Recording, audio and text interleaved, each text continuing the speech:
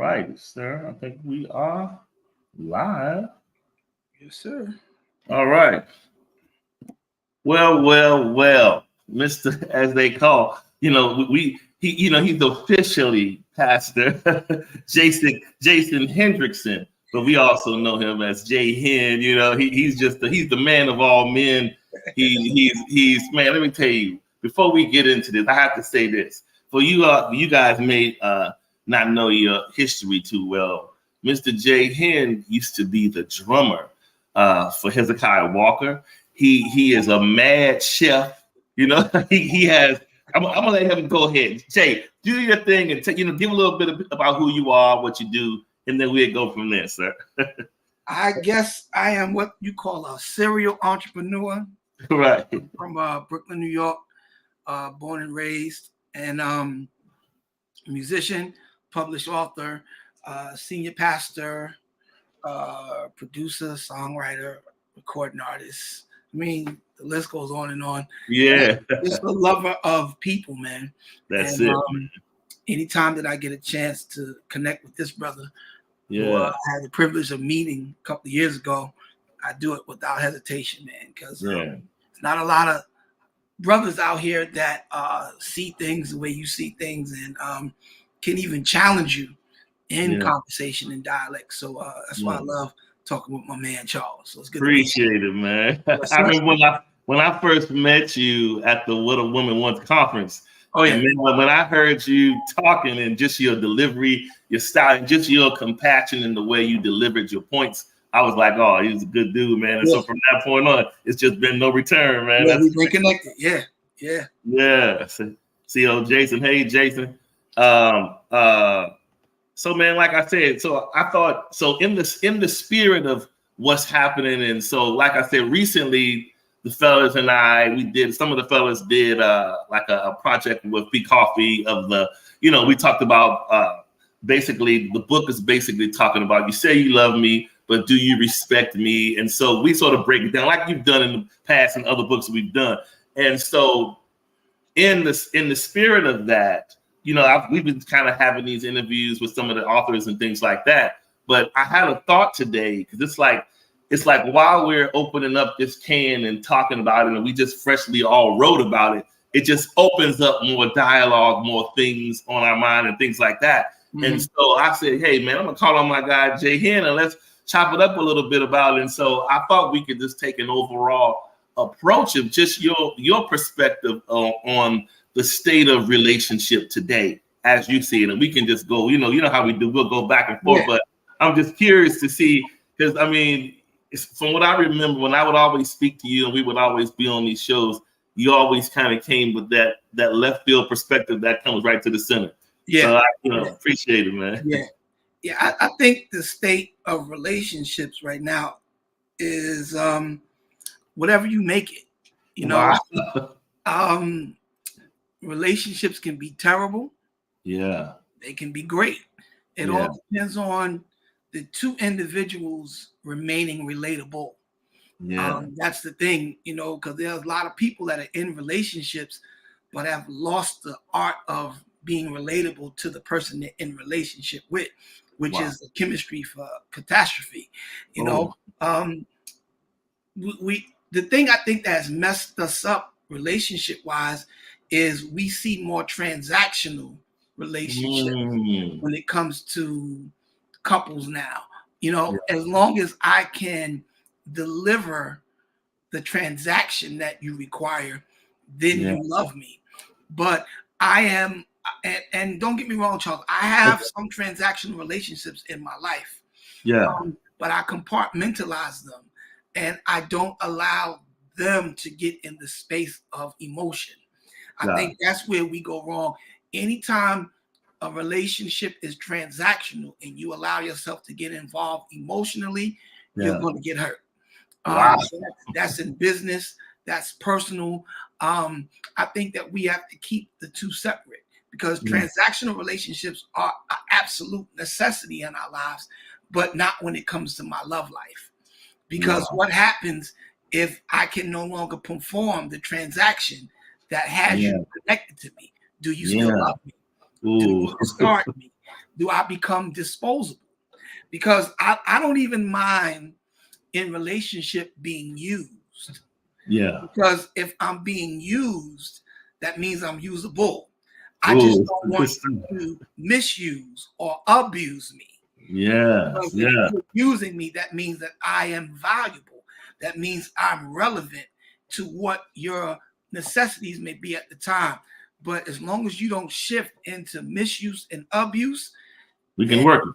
Yeah. that's where it gets a little tricky at. Yeah. And you, man, you hit the nail on the head. It's your wording of it where you was pretty much saying this transactional, and I've been saying that lately, but I used to always make a joke and say we're in a prepaid era. You know how your prepaid phones, you talk until your minutes fall out, and then it's like, what do I do? Do I re-up or do I toss the phone?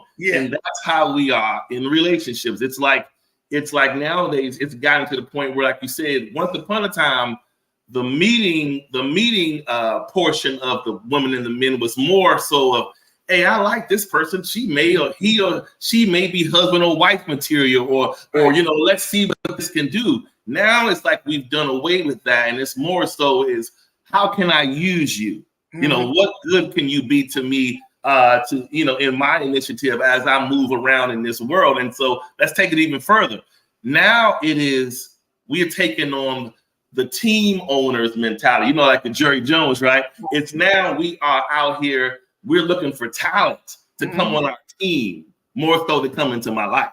Right. It's more so I'm meeting these people to be like, oh yeah, you're pretty good. I can use you for this, and I can use you for this. And we're just, you know, swirling the whole relationship world overall and just taking it into a bad place, man. But I think that's what we all do. You know, Yeah. I think that we have a negative connotation attached to it, because if you're not usable, you're useless. And I'm not getting in a relationship with someone anticipating you being a burden. Yeah. I'm anticipating that because of our connection, we both will benefit from it. And if that's not the case, then why am I even connected to you? You know what I mean? So I think the whole perspective has to be redefined, where we look at, even with people saying you're an opportunist.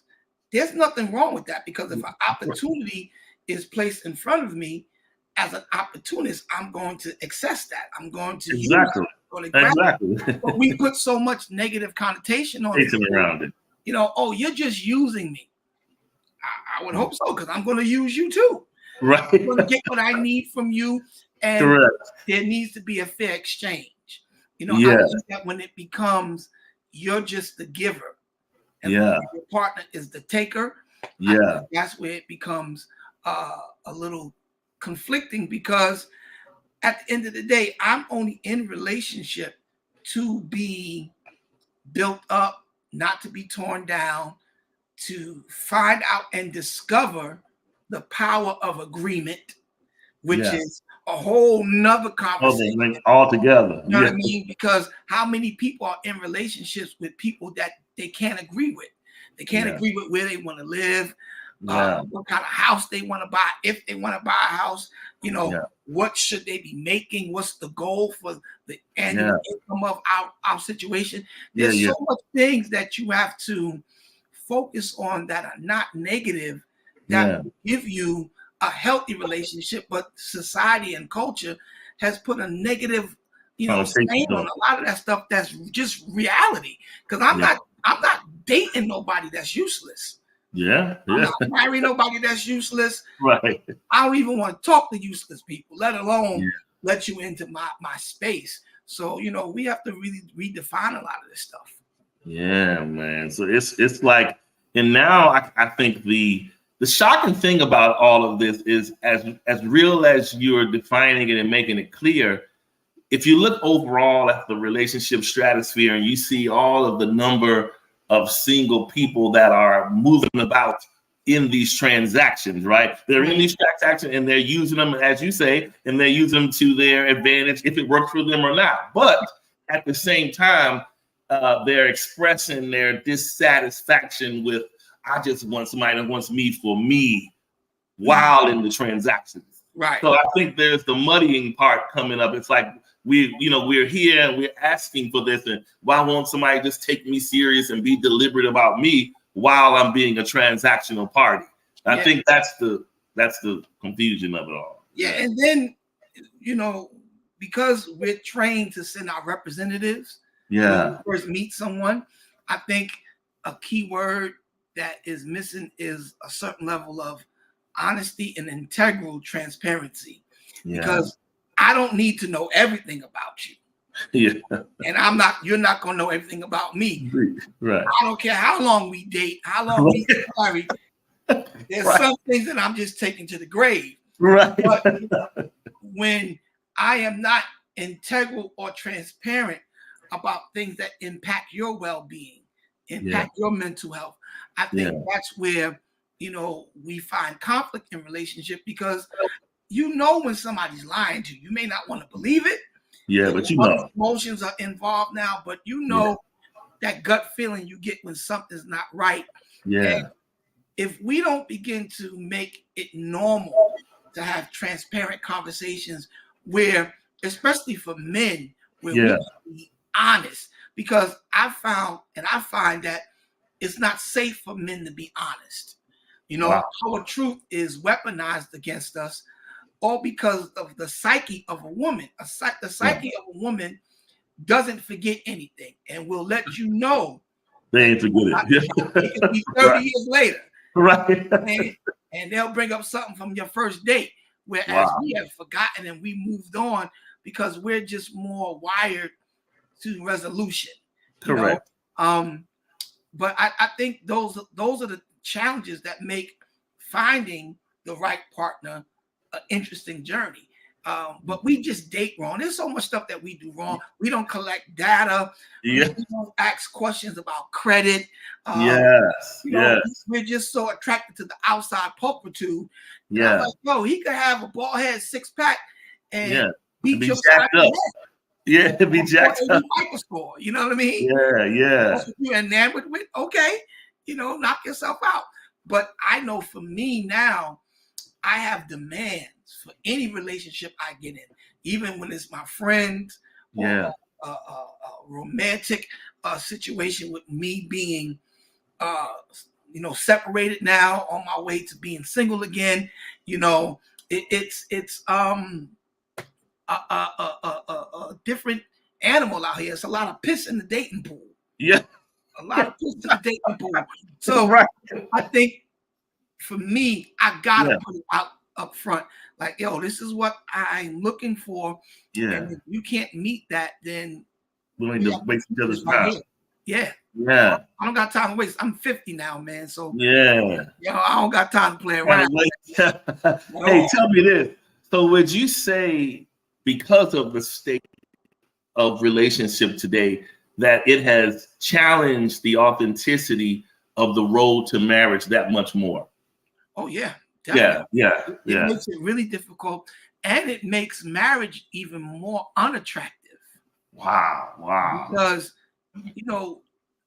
being married I was married for 25 years.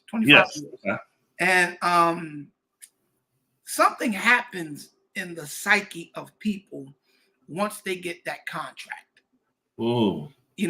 The level of commitment to satisfaction disseminates at such a high level once that contract is signed. And I'm not even just talking about sexually. I'm talking about just ensuring that I'm okay mentally. Just making sure that I feel appreciated, because there's certain dynamics about women that men need to know. A woman will not be faithful or stay in any situation where she's not secure. Versus a man will not stay in a relationship or in a space where he has no voice or influence. If you take my voice and my influence as a man, that's where I become useless, because it's my job to instruct, protect, provide.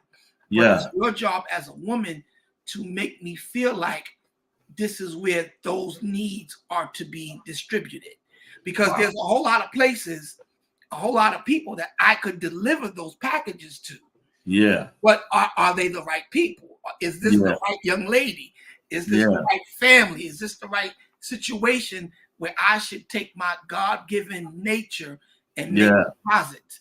And we don't take time to figure that out until, after the fact. It's too late then, because you got kids with people, you got years invested. Established world, and now you have to unpack all of that and try to move on and not bring that baggage into the next situation, which is quite challenging. So it makes marriage, which is a beautiful thing, even though I'm going through what I'm going through. I think the institution itself and the idea of finding a life partner to build and to have that with, I think it's one of the most amazing situations when it's with the right in an ideal situation. Oh, I can't agree with you more. It's like, it's something about finding agreement that has a mystical, magical feeling to it, when it's like someone feels the way you do about certain things, have similar convictions. It's like that commonality, you can't get around it. And I think that's where we are going wrong, because we are spending so much time today on the exterior. We see it plastered everywhere. Everywhere you look, it's something about your fit and looking good, and everything is just external, where we're ignoring what's on the inside. So we get so enamored with who we see and who we are attracted to. This is why I always like to say, this is why the trend now is we're dating in reverse. We're sexting first and trying to discover later. And we know, and let's just be honest, we know as men, unless we are intentional about you, if the sex go first, we not really not giving you no details at all after that, unless we're intentional. You understand? Yeah, that's it. So once you give up the keys to that closet, men will just move on to the next. And it's unfortunate that we are like that in some cases, but that's just the way we're wired. And I think the older we get as men, it becomes less transactional for us. For sure. Because now, once success comes into the picture, now you have a lot more to be concerned with. Whereas the 21-year-old Jason, it's different. I was a wild boy, you know what I'm saying? I'm trying to stop everything. Right. Here's a cowboy. It was nothing safe around me. I'm like, listen, especially in the church community, because of homosexuality being at such a high rate for an alpha heterosexual male that was in the forefront. You were the anomaly. You were the anomaly. What's up? Like, come here. Just no discipline. And I didn't know it back then how destructive that behavior was to my mental health, to my physical, the risk I was taking physically. I wasn't thinking about any of that. But now, as a 50-year-old man, I'm a lot more conservative. I'm a lot less needy. I'm a lot more analytical. More to lose too. I got more to lose. And I got demands now. I'm like, listen, I'm finally okay with being by myself. Wow. I love my company. I don't have the same desire to, because when you've been getting attention and all that stuff for a long time, and no big deal to you. It's like, women flirting with me, that ain't nothing new. Right. The beard, the clothes, somebody's always saying something. So I'm like, whatever. But what's beyond that? Now I've shifted into becoming a sapiosexual. I'm attracted to the intellect now. That's it. You can't hold my attention intellectually. I really don't care what you look like physically. Because that's not gonna hold it. Nah, because after that's over, you got to start talking. And when you start talking and you are not where you need to be intellectually, I'm like, okay. But you know what? That is what you said now is the light bulb key. It's like, if you think about it, you would think if the opposite sex just heard what you just said, where a mature-minded person, which most people say that they're attracted to, that person is looking for the wealth of your mind. and how you can complement their life. Absolutely. But what's being advertised is, wait a minute though, my mind is okay, but you better look at all of this. And I'm like, that's fleeting for someone who has been there and done that. You know what I'm saying? So it's just like, all right, you're gonna have to come a little bit better than just that. That's not gonna hold a substance-filled man. I can tell you that. And if you meet something called gravity, that stuff can change just like that. Oh, every day, for sure. You know what I mean? And so for me, it's just a little bit more settling for me to just be in a space where I'm being met intellectually, where I'm being challenged to dream bigger. And I'm good, because I'm naturally a provider. So you don't have to run game on me. I'm gonna look out. You're gonna do what you want. You know what I mean? But you're not gonna play me either. Like, I'm not. You may call me Zaddy, but I'm not your daddy. You know what I'm saying? So you're gonna get out here and you're gonna be something. You're gonna make something. You're gonna bring something to the table because, again, I'm good. And I was just talking to one of my friends yesterday, and I was like, man, a lot of guys and young ladies too stay in relationships with a financial lack. For sure. And they stay in a miserable position because they just can't afford to get out. And I was like, man, I just thank God that that's not my story. That anybody that deals with me, how much money you make don't matter to me. Yeah. It's about what do you do for me that makes me better? Because financially, I'm going to do what I got to do. I'm going to get out here. I'm going to grind. I'm not a lazy man. I'm going to make my bread. I'm going to get that. I got investments, all that stuff. So I'm not really interested in your bank account because most men know that we don't benefit from the women's bank account anyway. Right? No matter how much you make. So that's not even a selling point to me, how much money you make or what kind of car you drive. It's about what's up here and what kind of car you have. And because I could, even if you don't make money, I could teach you how to make money. If you listen, that's the key. If you listen, I can show you how to get to that bag. Easy, especially out here. There's no reason for anybody to be broke right now. Not in this day and time. No. So that's just where I'm at with it, y'all, man. And the key to them listening is circling back.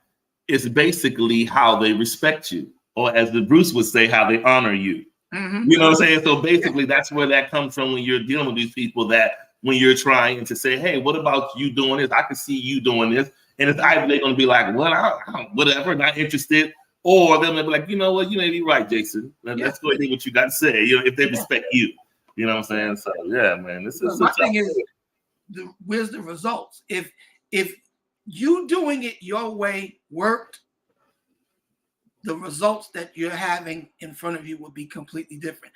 And if it doesn't work, be humble enough to say, let me try. Because I'm not about controlling.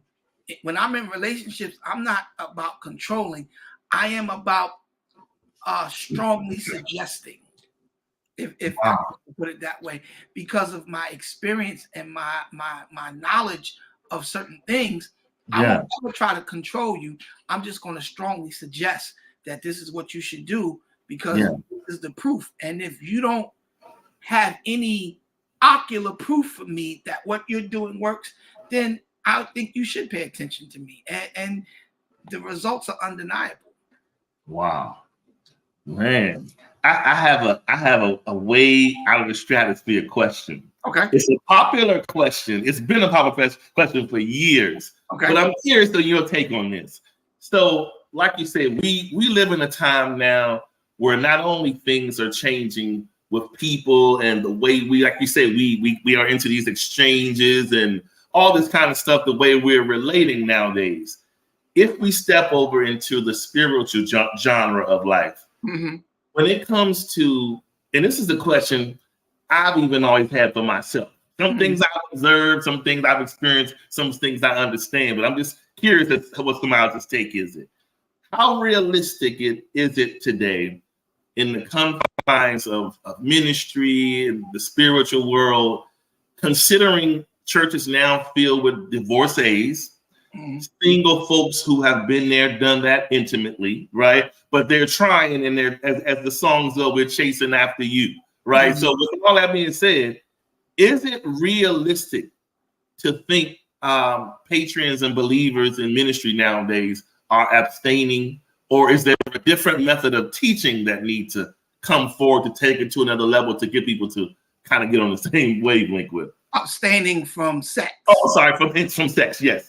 I don't think it's possible to think that about anyone that has had premarital sex. That's why when you talk about sex, God only intended anytime you deal with anything that was created, you always have to go back to the intention of the creator.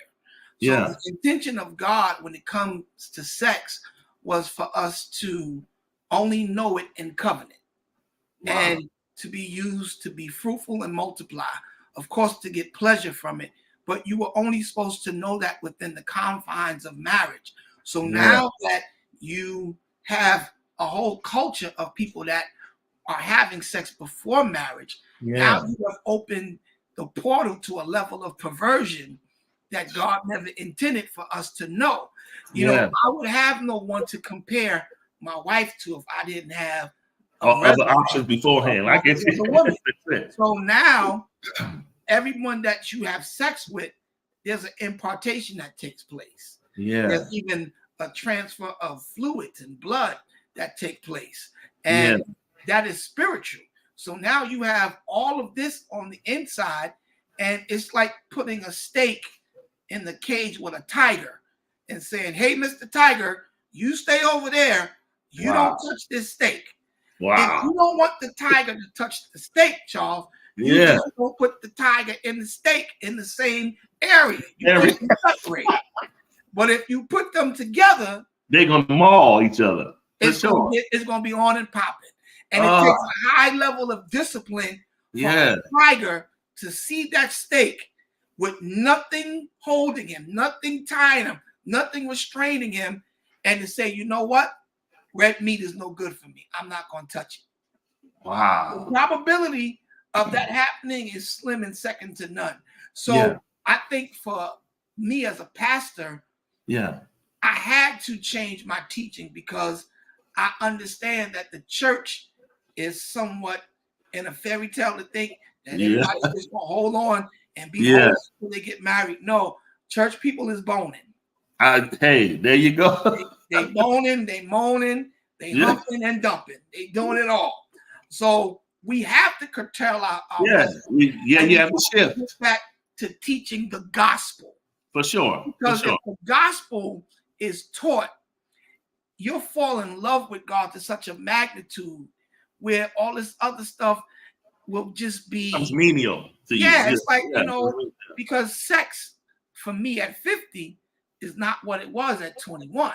For sure. At 21, I was just like, oh, I got that's it. You're in the jungle, Todd in the jungle. Now I'm like, it is what it is, but I have other priorities now, and it's not the that you don't enjoy it, but it's not as what it was, prevalent as it was. So you have to change it because the reality is people that are in church that love God, that's filled with the Holy Spirit, they have tapped into a portal of perversion. That's why you have a lot of people that's in church that are hooked on pornography. A lot of people masturbate instead of actually having, intercourse, thinking that that's okay. But that's a whole nother level of perversion, because how do you get turned on to masturbate if you're not thinking about someone who's not your husband or wife? Oh, man. You know what I'm saying? So it opens up a whole another portal of the lack of discipline, because that's what it boils down to. Are you disciplined enough to have access but not enter into the room? Wow. So in short, the message must change to adapt to the time. And I think, and it's like, I know that, I've sat around and sat under many, I've heard many messages where when I hear it remotely getting close to this, it still has the sting of the old approach. It's definitely the right thing, right? The holiness is right. Of course, we're not going to argue with that. Right. But we have to shift the teaching approach to how we connect to people's mind about dealing with it, because nowadays it is a different animal. And I can tell you, there's nothing worse than encountering someone that let's just say you meet someone and you're like, okay, that person seems on fire, as we used to say, for the Lord, right? Mm-hmm. But then that person will throw you a left with a very lustful word, something they'll come to you with, they'll show you a video. You might be like, wait. So now it done gave your brain a 360, because you're like, how can they be that strong in that area, but that easy over here? And that messes you up. And it makes you just sort of be like, wow, but it's the way we are. So that's why I said it's just, things have to change in order for us to not be, just kind of crazy in that space, in the way we look at it. Yeah. And we got to normalize sex too, because it's such a taboo subject. That's why people like to creep. Yeah. People like to do it on the low down. Yeah, for sure. And that's why I tell leaders, you got to travel. You got to get outside of your local demographic. Yeah. Because I lived overseas for about 8 months. Okay. And nudity and sexuality over there is different. Is second nature. You see, first encounter I had when I got off the plane, I saw Naomi Campbell in all her glory. Wow. And I was flabbergasted, and everybody was just walking by like it was nothing. I'm like, yo, y'all see this? Don't you see this? And they like, and it's just normal. So I think it has to do with the exposure of what we've been exposed to as a culture and where we are in Western civilization. I think that we have to take the taboo off of sex, because it's a natural thing. And the truth is, in my travels, the more anointed a person is, the higher their sex drive is. There you go. There you go. So you really need a high level of discipline if you really got an anointing on your life, because you just have access to so much, because the enemy knows if you like oranges, he's never going to plant apples in front of you. He's always going to put what you like and make it accessible. He's going to change the type of apples. He's going to change the type of apples, but he's going to keep bringing all the best ones in front of you. Like the green, one day like the red, you know. But just like in the Garden of Eden, everything that we wanted was accessible. There was no struggle.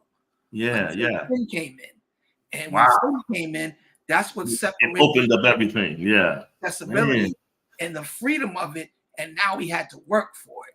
So, we just got to really have these type of conversations, man, because sex is real. There's people in church that smoke weed, that drink, that's in the pulpits to the door. Yes. This stuff is not, real. Because we are Mashiach. No, it don't mean nothing, bro. There's people that speak in tongues but smoke loud and sour. Yeah. And are having sex outside of the confines of marriage.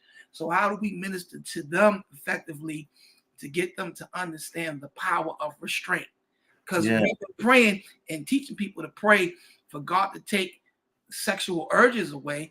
But that's an ignorant prayer. God never gave you something and then took it back. Yeah. So you just have to use it in this right perspective.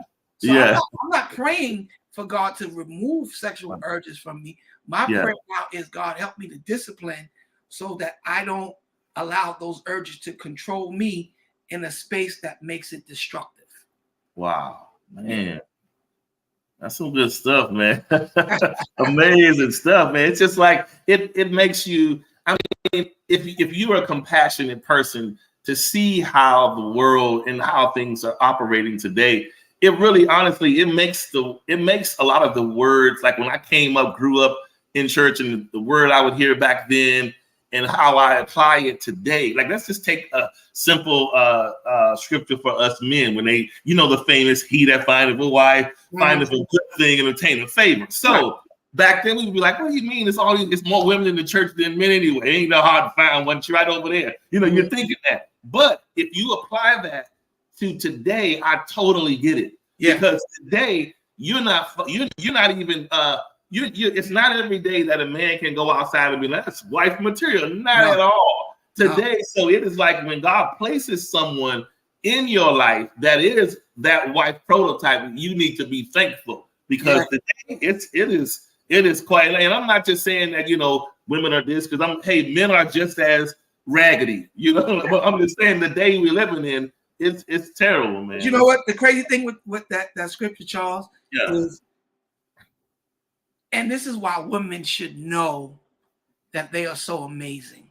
Yeah. Because he that findeth a wife, means that when I find her, she already is.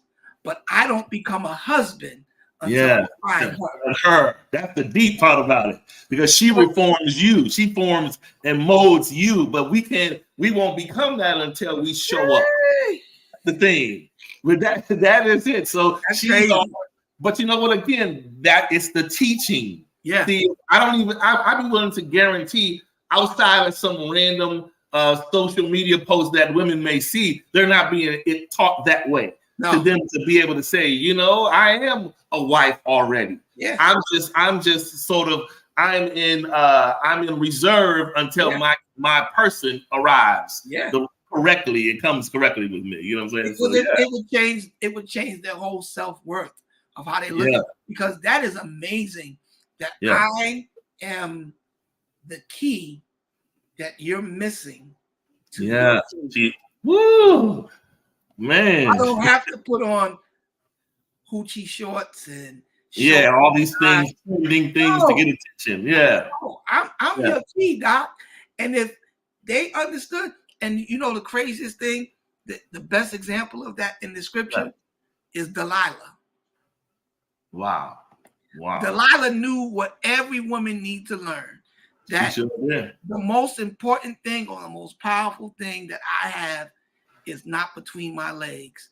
Correct. It's my words. Correct. Because she got him to do what so few women can do, is to drop his guards and rest. Most men nowadays, their concern is, you're not fitting to play me, so they're on guard. But if you could get a man to drop and lay down and trust you, oh, that's major. And even though Samson died, she still was the source that got him favor to do more in death than he did in life. Because the scripture says that Samson killed more Philistines in death than he did in life. So he still was the catalyst that pushed him to become an overachiever. For sure. And she never slept with him. Wow. That's even more deep. That's even more deep. Imagine what had happened if that had happened. He would have been a total. He would have conquered the world if she gave him a little piece, Doc. He would have been beating up everybody. Everybody would have been in trouble. But she just knew that, I don't even have to do all that. Because most people think sex is what solidifies you in a man's life. It's not. It's not at all, for sure. Because we can, especially successful men, we can get sex from anybody. Anytime, any place. Yeah, for sure. It's not a struggle for sure. All you gotta do is look half decent and have something going on. That's not the thing. The thing is, can you become the key to that unlocked door that I need, called favor? Favor. If you can become that, there's nothing I wouldn't do for you. And on top of that, you start tapping into another level of benefits. Just because you are the catalyst that pushed the man through that door. So sometimes you got to close your legs and open your mouth and let your words think that does, because it ain't your word. It ain't that. It's what you speak to a man. Yeah. And it's another amazing thing that I don't really think sometimes maybe women get to grasp the concept of this, but let's just be honest. Most of us men, and like you said, if you got some time on you, a little bit of age on you, you come with some complications. Mm-hmm. You got a little bit of issue there. You maybe have a little blemish, a cut, a scar, break, a tear there. And so when a woman approaches his woman, he's not perfect. No. And so a lot of the times we live in such a dismissive, cancel culture. As soon as you meet somebody, oh, girl, I ain't dealing with him. He did this, blah, blah, blah. And the person is like, wow. But the most amazing feeling that a man would have is when he connects to his person, she's just like, listen, I'm here for you. Right. Just as you are. Right. You can relax. You don't have to be on edge. You don't have to tell me all these distant stories and take me on the trail to present yourself to be something that you're really not. Right. Show me who you are in your nakedness, and I'm going to embrace that. That's a one of a kind you don't see all the time. But that's really a lot of men you would probably get in this society. If more women just wholeheartedly embrace the man, you would receive fewer lies and deceit. Yeah. Lies and deceit are created to overcome your judgment. Absolutely. That's pretty much what it is, you know? So, yeah. So, man, that's something, man. Yeah. Hey, man. It's always a pleasure rocking with you, man. I can talk to you all day, brother. Appreciate it, man. I love it, man. It's just man. Up, man. I mean, it's not every day that, like, the circle of some of the guys that I talk to, man. I love communicating with y'all because it's not every day that you'll find brothers that have their head on straight that can even offer something. Yeah. Now we're in a day now, it's just we're in a total different zone, man. So when you find people like that, you want to cherish those relationships. Absolutely. So, man, you got anything on the horizon that you want to talk about, man? I know you always got full of surprises, man. Yeah, man. I'm blessed to be on what I think is going to be the #1 house music song in a long time. Wow. It just dropped today. It's called The Goodness Praise Break. And I seen that. I saw the Chosen Few advertisement. Yeah. Okay. That's Chicago thing. I got you. Yeah, definitely. So that dropped today at on tracksource.com. And for those of you that don't know, TrackSource is where all of the DJs go to purchase the new music, and it's going to be made available for everybody's consumption. That's awesome, man. So and they've been marketing this joint for a year now, and it's been shaking house festivals all over the world. Not just man. Not just around local, but all over. Nice, man. So we excited about that, man. And then my book is coming. Destiny is a Decision. What's it called? Destiny is a Decision.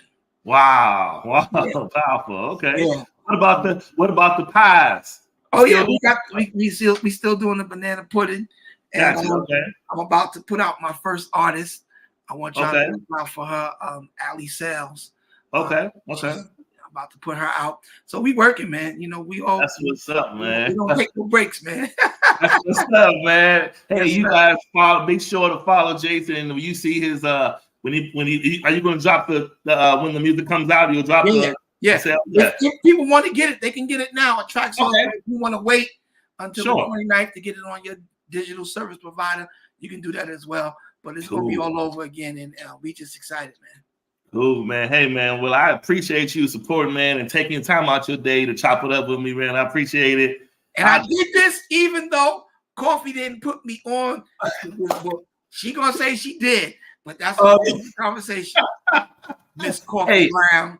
I know, man. Hey, we definitely going to connect in that same vein in the near future. I have an idea for a book that I'm going to definitely call on you fellas for, man, and we're going to go from there. Let's do it, man. All right, man. Hey, have a blessed day, man. I appreciate it. Yes, appreciate it, man. Be safe. And thanks, everybody, for tuning in. All right, later, y'all. All right, sir. Peace.